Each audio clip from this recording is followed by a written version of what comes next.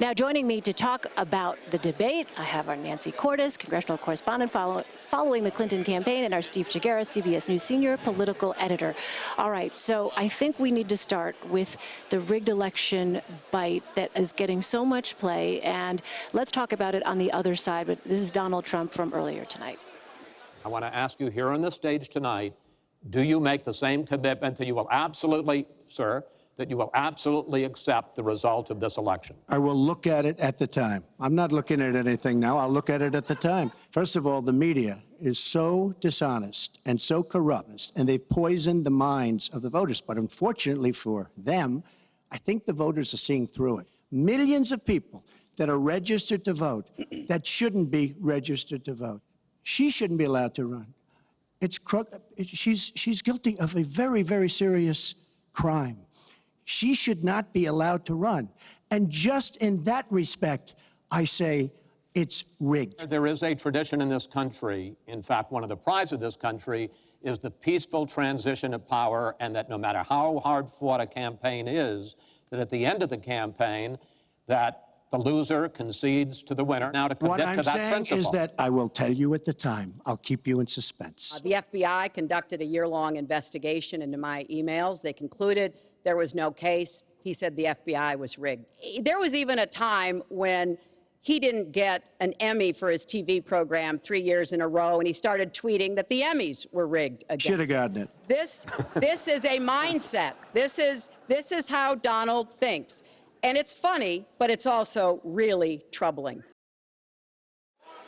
All right, Nancy, let me start with you. We had Brian Fallon on just a short time ago. He pointed to that SOT, and he said, you know, that's an example of precisely what we're talking about, why people should think twice if they're looking to support Donald Trump. What did you make of that exchange? Well, and he and other Clinton aides were predicting that this is going to be a huge problem for Donald Trump tomorrow because Republican leaders will condemn him for refusing to say that he will accept the outcome of a Democratic election. Well, it turns out that they were wrong because a lot of those Republicans are already condemning him tonight. We've heard from Arizona Senator Jeff Flake. We've heard from South Carolina Senator Lindsey Graham. There are sure to be others who say, look, you know, these races are hard fought, no question, but we live in a democratic society. We have free and fair elections, and if we don't accept the outcome, if we say that the possibility is there that we won't accept what the results tell us, you know, it's different from saying, you know, we're 50 votes apart, I want to recount. That's not what this question was about. This question was, if you are soundly defeated, will you acknowledge that Hillary Clinton is the winner? And he refused to say that he would acknowledge it. And it's already tying his team up in knots. I just talked to Dr. Ben Carson and asked him, you know, what do you think about the fact that he said that? And he said, well, I think at the end of the day, he will accept it. Well, you know, I don't think anyone has a great track record on predicting what Donald Trump is going to do or say at the end of the day. And it only creates a bigger problem for Donald Trump if everybody in his orbit, including his campaign manager, his running mate, his daughter, are all saying, we think we should accept the outcome of this election, and he's the candidate saying, not so fast. Here's the problem. We're 19 days away from the election. He's telling us, I'm going to keep you in suspense. So what does that mean? We're going to be talking about this story from now until probably Election Day. No matter what Mike Pence says, no matter what the RNC chairman says, oh, he'll accept it. He's not saying that. And so that's going to raise a lot of questions. It's going to bring criticism. And this is what Donald Trump does. And really, I think when we look back at the history of this campaign, what Donald Trump does to himself, these sort of self-inflicted wounds, he says these things and then they get talked about, and he could just put it away with a yes or no answer. Just answer the question.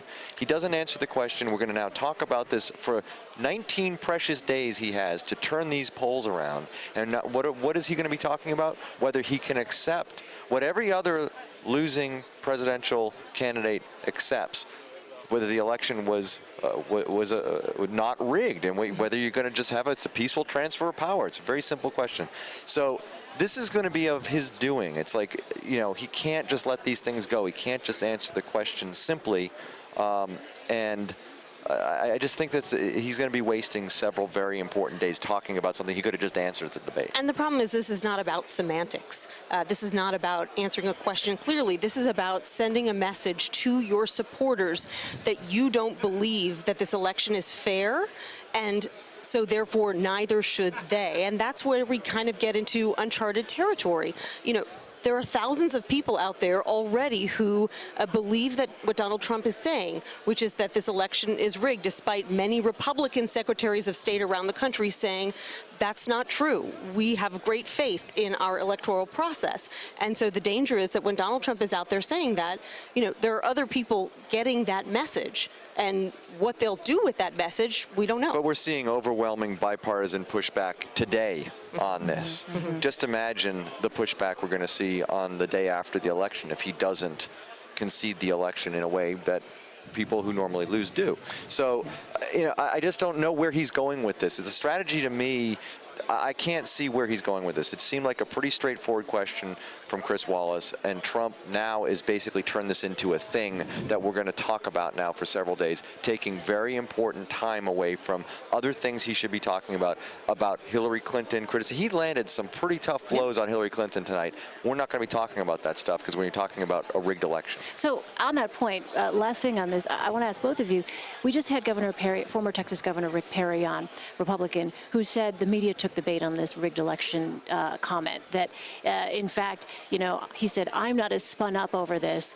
During the course of campaigns, he suggested that things can be reined in. Things are said, sometimes they get reined in. Is this a typical comment, Steve and Nancy? Is this a typical kind of thing that's said that is walked back in an easy way during a campaign? It seems like we haven't necessarily heard something like whether this it's going to be walked back or not, what he's doing, he's raising questions about the democratic process of this country, right? So I think it's a legitimate debate to have when one of the two major party candidates says, I'm not sure that if I lose, that I'm going to accept the results of the election. That seems to be, I think, a point that's worth debating. And I think the reason why I say that is because you're not just seeing Democrats and the media going nuts about this. You're seeing Republicans, many Republicans. You're seeing his own running mate, and you're seeing the chairman of the RNC basically spinning and saying, no, trust us, he will accept the result of the election. So the fact that this is out there, I understand what Rick Perry is saying as a surrogate for Donald Trump,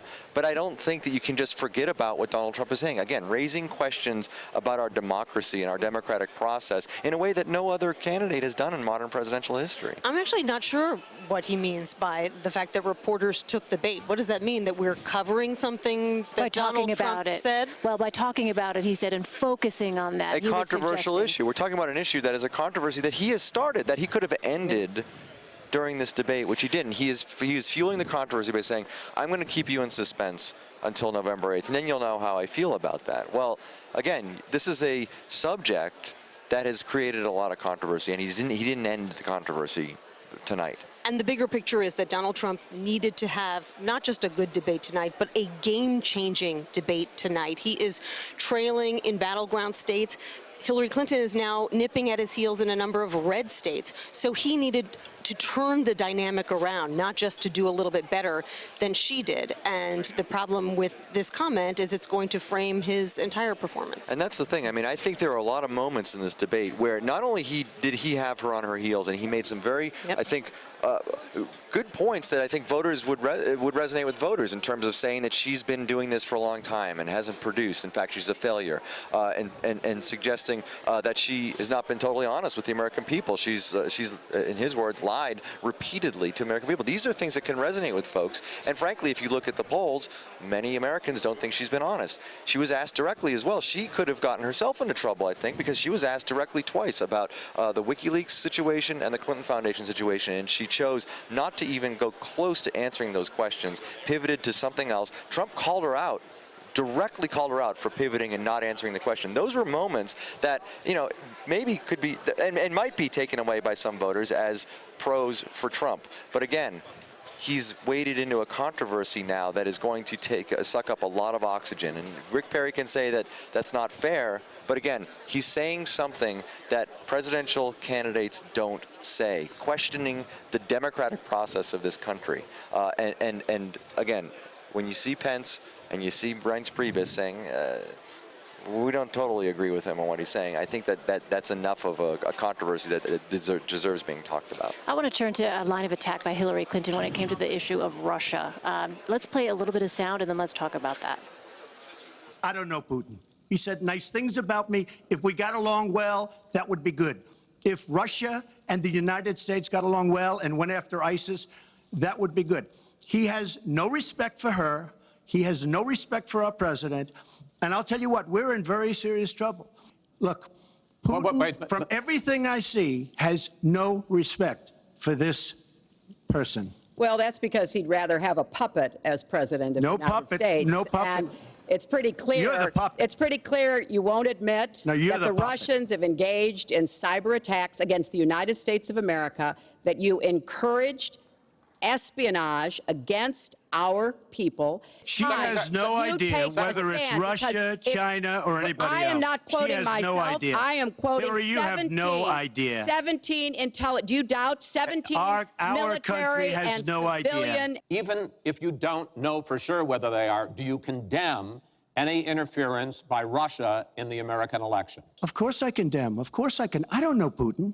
I have no idea. I never met Putin. This is not my best friend. But if the United States got along with Russia, wouldn't be so bad. All right. Nancy, let me start with you. What did you make of that exchange? Well, this was the other big moment of the night that Clinton aides feel really defined the debate for Donald Trump. They simply can't understand why, when you've got every single intelligence agency in the U.S. government in concert arguing that Russia is behind these hacks, why Donald Trump would refuse to accept that conclusion and to say, well, we just don't know, and it could be Russia, or it could be China, or it could be anyone. The Clinton campaign says, A, that shows some kind of troubling relationship between Donald Trump and Russia, and that, B, he doesn't trust the government that he wants to lead, and they say it's another example of him not being ready to lead.